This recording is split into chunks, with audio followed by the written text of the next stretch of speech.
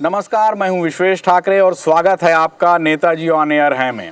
आज हम मुलाकात करेंगे एक ऐसी शख्सियत से जो महाराज हैं। महाराज इस शब्द से घबराने की ज़रूरत नहीं है, क्योंकि जिसने भी सरगुजा के महाराज त्रिभुवनेश्वर शरण सिंहदेव से मुलाकात की है वो उनकी विनम्रता का कायल हो चुका है। तो हम मिलेंगे टी.एस. सिंहदेव से और उनसे उनकी लंबी राजनीतिक यात्रा के बारे में सवाल करेंगे। साथ ही जानेंगे उनसे जुड़े विवादों के बारे में। वो प्रदेश के पहले उप मुख्यमंत्री रहे हैं और उनके बयान बहुत चर्चित रहे हैं। तो आइए मिलते हैं टी.एस. सिंहदेव, टी.एस. बाबा से।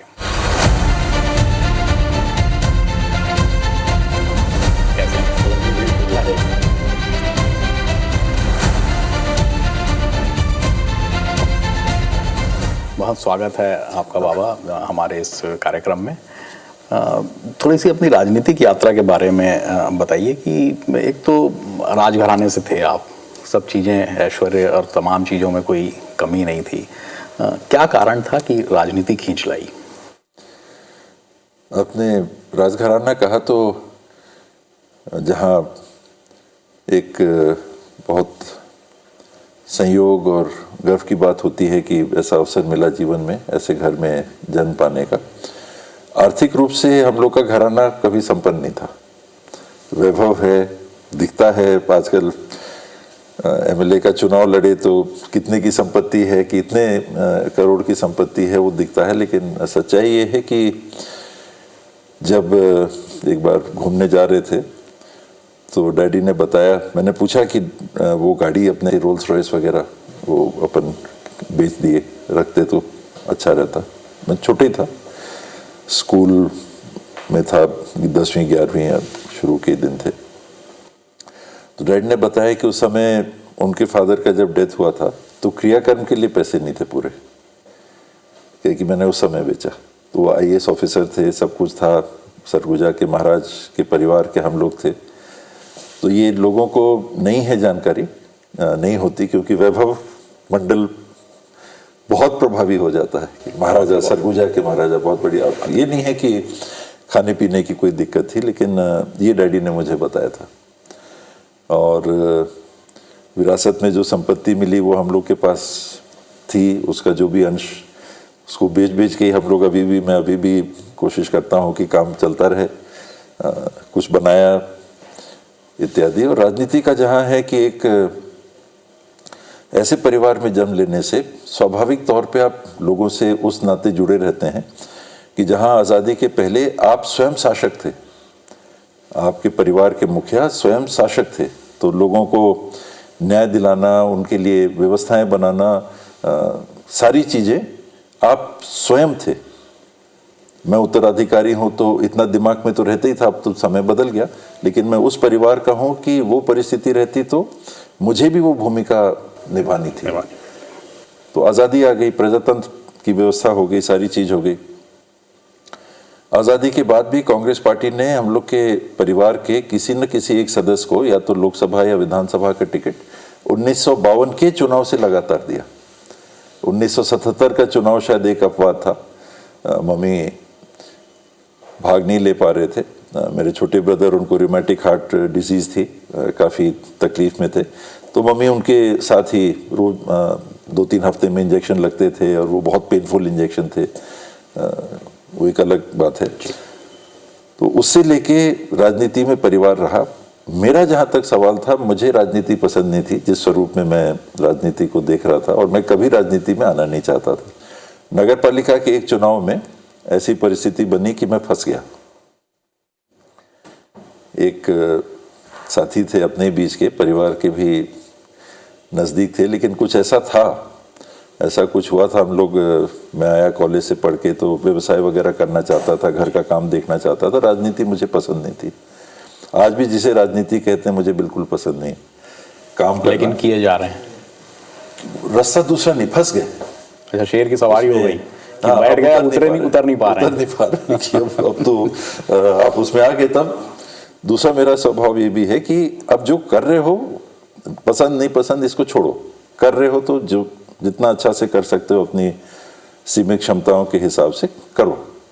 तो पर आपने क्योंकि सवाल पूछा कि कैसे आए, तो एक परिस्थिति थी पारिवारिक, जहाँ जन्म पाया, संयोग था, वो पूरा परिवार पॉलिटिकल बैकग्राउंड का, पॉलिटिकल बैकग्राउंड था, शासक ही थे आज़ादी के पहले, और फिर पॉलिटिक्स में कांग्रेस पार्टी के साथ लगातार, आज़ादी के पहले भी और आज़ादी के बाद कांग्रेस पार्टी से जुड़े रहे, तो कांग्रेस से ही। तो ये इसी से जुड़ा एक सवाल है, क्या लगता है आपको कि राजनीति में आपको लगातार धोखे मिले? धोखे हैं ही राजनीति में, ऐसा नहीं है कि मैं अपवाद हूँ, मेरे को धोखे मिले, धोखे हैं ही, और वही मेरी नापसंदगी का कारण है कि इसमें छल बहुत है, टांग खींचने की प्रवृत्तियाँ लोगों में बहुत ज़्यादा हैं, और स्टेबल कैरियर नहीं रहता। आप सर्विस में हैं तो एक लाइन है, ऐसे स्टेबिलिटी तो कहीं नहीं है, हर जगह कुछ ना कुछ होता रहता है।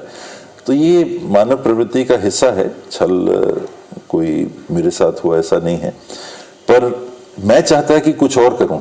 जहां भी छल होता, मैं राजनीति में आया तो थोड़ी सी छल भी बैकग्राउंड में तो मैं डिटेल हो जाएगा लंबा, नहीं कह रहा। मेरा राजनीति में आने का कारण भी वही था। फिर ये राजनीति आदमी आँख खोल के चलता है कि ये होता है, हर जगह ऐसा होता है, बिजनेस में रहो तो होगा, सर्विस में रहो तो होगा, परिवार में रहो तो होगा। इसको बाबा हम ऐसे भी जोड़ के देख सकते हैं क्या कि जो आपने मेहनत की घोषणा पत्र समिति में, मैं भी आपके साथ में लगातार मीटिंग हुई उस समय में, एक तो आपको मुख्यमंत्री नहीं बनाया गया, फिर 2.5 साल बाद भी मतलब जो बात थी वो भी नहीं की गई, तो ये इसको भी इसी परिप्रेक्ष्य में देखते हैं क्या कि ये छल जो है वो शुरू से हुआ और अभी तक के होता आ रहा है? जी, अब वो 2.5 साल वाली बात तो देखिए मीडिया में बहुत है, उसके बारे में और कुछ कहना उचित नहीं है अभी, लेकिन नहीं हुआ, वो परिस्थिति नहीं हुई। और अगर कोई ऐसी बात थी तो होना चाहिए, जैसे आपने कहा छल वाली बात, तो छल ना भी कहें, पर अगर कोई ऐसी परिस्थिति होती नहीं है तो कोई बात ही नहीं थी कि मीडिया में चल रहा था, स्पेकुलेशन था कि 2.5 साल की ऐसी कोई बात तो नहीं है, पर किसी ने नहीं कहा कि नहीं है, तो वो चलता रहा, अब होने वाला है, अब शपथ होने वाला है, अब ऐसा होने वाला है। तो छल से हटा के और लोगों ने किया होगा, लेकिन निर्णय हाईकमांड का रहता है, वो उनके ऊपर है, जिन पार्टियों में हम लोग हैं। अच्छा, 2 निर्णय आपके थोड़े से चौंकाते हैं राजनीति में। एक तो अब आप कैसे देखते हैं, लेकिन लोगों में जो रिफ्लेक्शन है उसका कि वो थोड़ा सा गलत जाता है कि एक तो आपको इन चुनाव से पहले उप मुख्यमंत्री का पद आपको संभालने मिला और आपने उसको हाँ कर दिया या बन गए आप। दूसरा एक महत्वपूर्ण और एक जो फैसला है आपका कि आपने मंत्री पद से इस्तीफा दिया, लेकिन आपने एक ही मंत्रालय छोड़ा, या तो पूरे मंत्रालय छोड़ देते, मंत्री नहीं रहते। तो इसके पीछे कोई राजनीति का सोच थी क्या, या आपकी कोई सोच थी क्या? ये दोनों में, एक तो उप मुख्यमंत्री क्यों बने, क्योंकि अगर नहीं बनना था तो फिर अब कितने महीने बचे थे चुनाव के? मेरे ख्याल से 2.5-3 महीने बचे होंगे। 25 जून की बात है, 24-25 जून की बात है चुनाव के पहले, कि कांग्रेस के वरिष्ठ साथियों को 24 अकबर रोड दिल्ली हाईकमांड ने बुलाया था कि चुनाव के संबंध में स्ट्रेटेजी की बैठक करना। उसमें चर्चा के दरमियान मैंने समय मांगा था राहुल जी से, खड़गे जी से। 24 अकबर रोड में खड़गे जी के चेंबर में वहाँ हम लोग बैठे थे, वहाँ कुछ ऐसी बातें हुई और मैंने अपनी मनस्थिति भी व्यक्त की। उसके बाद में जो बातें हुई, क्योंकि फिर वो बंद दरवाजे की बातें हैं, उसकी मर्यादा में रखूँगा, और मुझे फिर वेणुगोपाल जी ने अपने चेंबर में बुलाया, शैलजा जी भी वहाँ बैठी थी। वहाँ फिर ये बात आई कि ये उप मुख्यमंत्री वाली बात। मैंने कहा कि वैसा कुछ नहीं है, मेरा इसमें ऐसा कुछ नहीं कहना है कि हाईकमांड। तो उन्होंने कहा नहीं, हाईकमांड ने कहा। तो वो परिस्थिति वैसी थी कि मैं अगर हाईकमांड की एक अलग परिस्थिति बनती, उसमें बात बहुत दिनों से चल रही थी। जब आपने दोनों चीज जोड़ के ही पूछा कि इस्तीफा आपने दिया, क्यों दिया, पूरे सभी मंत्रालयों से क्यों नहीं दिया, तो जब मैंने पंचायत विभाग से इस्तीफा दिया था तो फिर उस समय भी मुझे दिल्ली तलब किया गया था, और 15 GRG रोड पे कांग्रेस का एक ऑफिस था उस समय, वेणुगोपाल जी ने बुलवाया था, साथ में मुकुल वासनिक जी थे और रणदीप सुरजेवाला जी थे, और उनके समक्ष मैं उपस्थित हुआ और फिर बात चालू हुई। तो जाने के पहले मेरे ध्यान में 2 चीज़ें थी कि एक, मुझे डांट पड़ सकती है कि आपने ये कैसे कर दिया, कि आपने अपने से कैसे छोड़ दिया। और ये विधानसभा का सत्र होने वाला था, यहाँ मीडिया में भी आया, लोगों ने आया कि बहुत गलत समय बाबा ने कर दिया, विपक्ष को एक हथियार दे दिया विधानसभा के दरमियान, ठीक पहले कांग्रेस के ऊपर हावी होने का इत्यादि। तो मेरे ध्यान में था, आदमी उतना सोच के जाता है। वहाँ जो चर्चा चालू हुई वो दूसरे प्रकार की मेरे को लगी। आदमी अपने आप को खुला रखता है, देखे क्या होगा, क्या बात आएगी, फिर आगे क्या करना है फिर देखेंगे। वहाँ बात दूसरी किस्म की हुई कि हो सकता है उन लोग को भी ध्यान में हो कि भाई हाईकमांड से क्या बात हुई, तो किसी को नहीं मालूम रहता। आप मान के अपन अगर चलें, ऐसा हम लोग 2-3 लोगों के बीच में ही कुछ बात हुई हो शायद, तो उनको भी डायरेक्ट नहीं मालूम होगा, पर मीडिया में चल रहा था तो उनके उसमें होगा कि यार इसके दिमाग में बात होगी कि 2.5 साल की बात थी, इसलिए मेरे को नहीं बनाया। इसके ऊपर भी कई प्रकार के प्रेशर होंगे कि कोई बात होगी जिस वजह से इसने छोड़ दिया। तो बात उस नाते चालू हुई कि अरे बाबा ये क्या आपने, तो एक फ्रेंडली ओपनिंग हुई जी, जो ये होता है कि कैसे आपने ये कर दिया। मतलब ऐसे डांट वाली कोई बात डांट वाली बात ना करके कंसिलेटरी टाइप की बात थी कि भाई ये आदमी भी दबाव में होगा और कुछ बात होगी जिस वजह से ऐसा निर्णय तो लिया। बात एकदम दूसरे लेवल पे गई।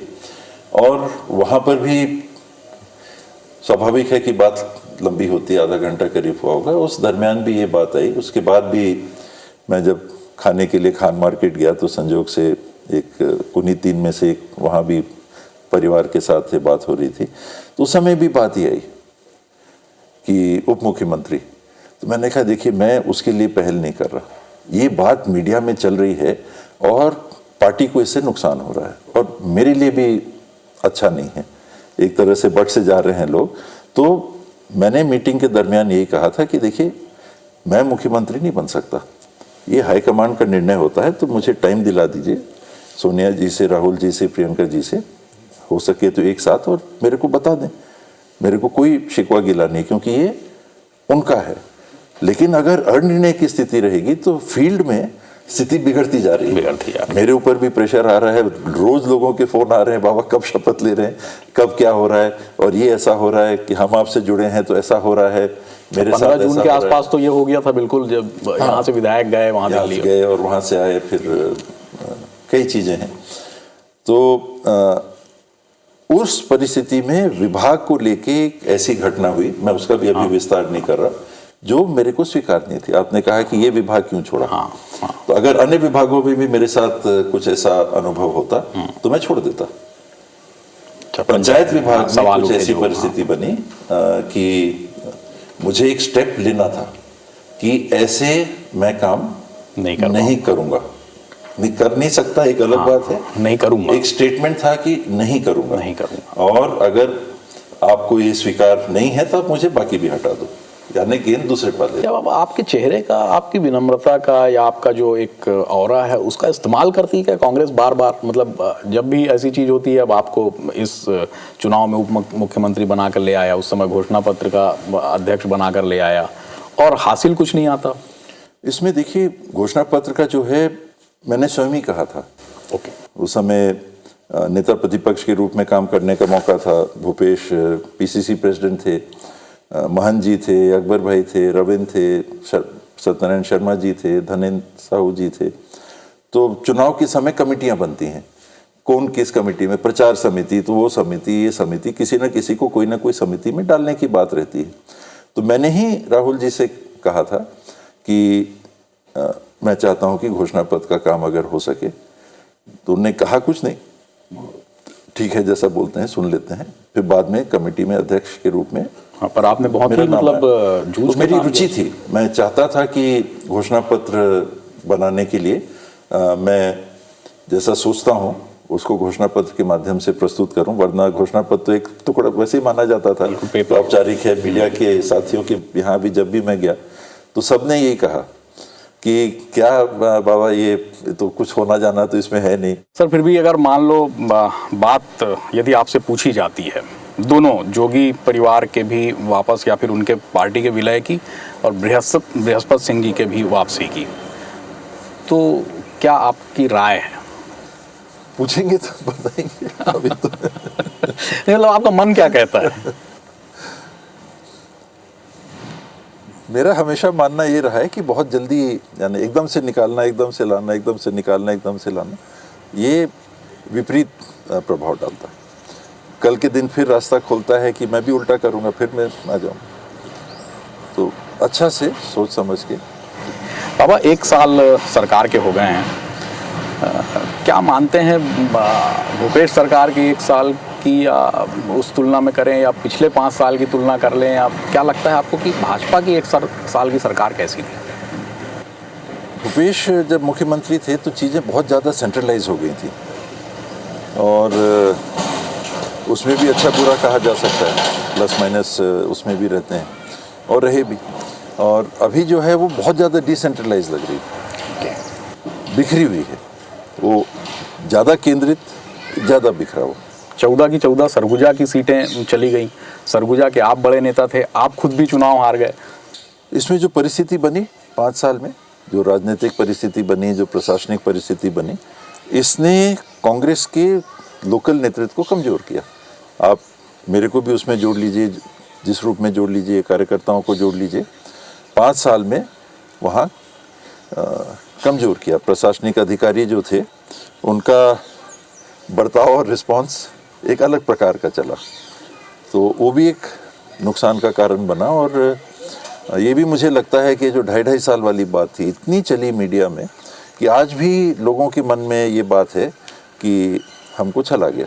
एक सवाल आता है कि जिस तरीके से आप लोगों ने जय वीरू के रूप में 2018 में चुनाव लड़ा था, जो आप लोगों की एकता दिखी थी, वो धीरे धीरे फिर सत्ता के बाद होता ही है, वो कम हो गई। लेकिन कोई फोकस्ड और एकता को लेकर, या आपकी फिर से वो पुरानी जोड़ी को लेकर कोई बात हो रही है, या फिर कोई ऐसा चल रहा है कि 2000 अब आगे आने वाले जो चुनाव हैं उसमें 28 में 2018 में भी फोकस जय वीरू का हो गया, जबकि जो हम लोगों ने किया था मिल बैठ के और जान समझ के, वो ये किया था कि हम मिल के काम करेंगे। तो उसमें 2 ही लोग नहीं थे, बाकी भी जो लीडर्स कांग्रेस के थे, हम लोग सब साथ में बैठते थे। यहीं पर राजकुमार कॉलेज में कितना कई बार बैठकें हुई, और जगह भी हम लोग बैठे और मिल के प्लानिंग और स्ट्रैटेजी हम लोग बनाते थे। तो वो करने की ज़रूरत है। अगर हम एक व्यक्ति पे केंद्रित होंगे, धोखा हो सकता है। हम 2 व्यक्तियों पे केंद्रित होंगे, धोखा हो सकता है। मिल के हम काम करेंगे तो गलत होने के चांस कम होते हैं। टिकट वितरण भी लगता है आपको कि टिकट वितरण भी जो 2000 अभी के चुनाव में जो दिए गए 23 के, उसमें भी कोई ऐसा विवाद था, या टिकट अच्छे से नहीं बांटी गई? ऐसा लगता नहीं है। 2 बात आई इसमें। कुछ लोगों ने बाद में विश्लेषण करके बोला कि टिकट काट दी इसलिए हार गए। Exactly. तो जिनको टिकट मिले वो कहाँ जीते? 9 तो मंत्री हारे जी। सरगुजा संभाग की 14 सीटों को देखिए तो जशपुर में सारी की सारी कॉमन, सरगुजा जिले में सब वही के वही। बाबा, अब थोड़ा सा प्रदेश से बाहर दिल्ली की बात करते हैं। क्या लगता है आपको कि आपने बड़ी करीब से गांधी परिवार की राजनीति को देखा है, प्रियंका सामने आ रही हैं, प्रियंका के अभी जो भाषण हुए हैं, और प्रियंका ने अभी पहला चुनाव भी अपना जीता है, तो राहुल या प्रियंका किसमें ज़्यादा पोटेंशियल है? हर जैसे व्यक्ति का स्वभाव भिन्न होता है, इनके भी भिन्न है। सोनिया जी का स्वभाव भिन्न है, राहुल जी का स्वभाव भिन्न है, प्रियंका जी का मैं बहुत ज़्यादा उनसे इंटरेक्शन नहीं है, लेकिन उनका भी स्वभाव भिन्न लगता है। इन सब में करिश्मा है, लोगों के बीच में इनकी उपस्थिति है, एक आकर्षण है। और भाषण देने की शैली देखिएगा तो तीनों की अलग है। सोनिया जी पहले हिंदी का उच्चारण उतना अच्छा कर नहीं पाती थी, जहाँ उनका जन्म हुआ, इटली में जन्म हुआ, तो स्वाभाविक है कि वहाँ की बोली, और यहाँ आए तो फिर उन्होंने फिर पिकअप किया। राजनीति में बहुत पारंगत और बहुत माहिर सोनिया जी। मेरा जो अनुभव है कि वो बेहतरीन राजनेता है, पॉलिटिशियन है, बेहतरीन। और लेकिन भाषा शैली, राहुल जी, उनकी मंशा है सब अच्छा हम करें, सुधार करें, जो भी परिस्थिति है उसको हम अच्छा कर सकें, चाहे वो देश की हो, चाहे पार्टी की हो, अच्छा करना। वो अंदर से मुझे लगता है कि उनमें एक ये गहरा भाव है, गहरी सोच है कि कांग्रेस का संगठन है तो जो कर रहे हैं अच्छा करने के लिए, हो रहा है कि नहीं वो एक अलग चीज़ है। मंशा उनकी मुझे बड़ी स्पष्ट लगती है। और प्रियंका जी का है कि आकर्षक व्यक्तित्व है, इंदिरा जी से उनको जोड़ के कि इनकी छवि आती है, जो प्रेजेंटेशन होता है ऐसा है। भाषा, बोली, भाषण, ये इनका फ्लो अच्छा है, आकर्षक भाषण देती हैं। ग्राउंड में काम करते मैंने नहीं देखा, यूपी में उनको मौका मिला था, वहाँ जनरल सेक्रेटरी इंचार्ज थी। तो फिर भी एक मतलब सीधा सा सवाल है कि क्या लगता है लाभ ज़्यादा मिलेगा प्रियंका जी के आने से?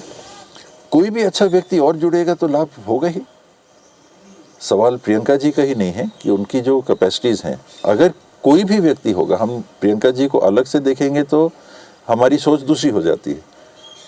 एक अलग नज़रिए से उनको देखना। एक व्यक्ति आए हैं। अच्छा, ये अभी लगातार ये जो विवाद चल रहे हैं, अभी हम ये भी हो गया, राहुल जी के ऊपर में FIR भी हो गई। क्या लगता है कि कहीं ना कहीं पर लोकतंत्र को ठीक से परिभाषित नहीं किया जा रहा है? स्तर गिरता जा रहा है। एक हवस सी दिख रही है सत्ता में रहने की। समय के साथ साथ सत्ता में आने के लिए ही तो चुनाव है, आपने प्रजातंत्र ही चुना, वरना एक व्यक्ति तानाशाह रहता या जो 565 राजा महाराजा थे वो राजा महाराजा रहते, कोई भी हुकूमत रहती। पर आपने देश में कहा कि हम संविधान के माध्यम से प्रजातंत्र चुनना चाहते हैं। अब प्रजातंत्र चुनने के लिए तो 5 साल का ही मामला है। आप देखिए, बच्चे आज के दिन अगर नौकरी चाहते हैं तो कितने लोग चाहते हैं कि हमको बिजनेस करना है, कितने लोग चाहते हैं कि हम और कहीं चले जाएं, दूसरी कंपनी में सर्विस में चले जाएं। मैक्सिमम लोगों का है कि हमको सरकारी नौकरी चाहिए। सोच क्या है? स्थायित्व चाहिए हमको, बस जहां हम रहें हमको कोई हटा ना सके। ये चीज अगर राजनीति में आ जाएगी कि 5 साल वाला नहीं, हम ही को रहना है, तो वो हवस सत्ता की, कि सत्ता में बने रहने की, वो प्रजातांत्रिक व्यवस्था को हिला दे रही है आज के दिन।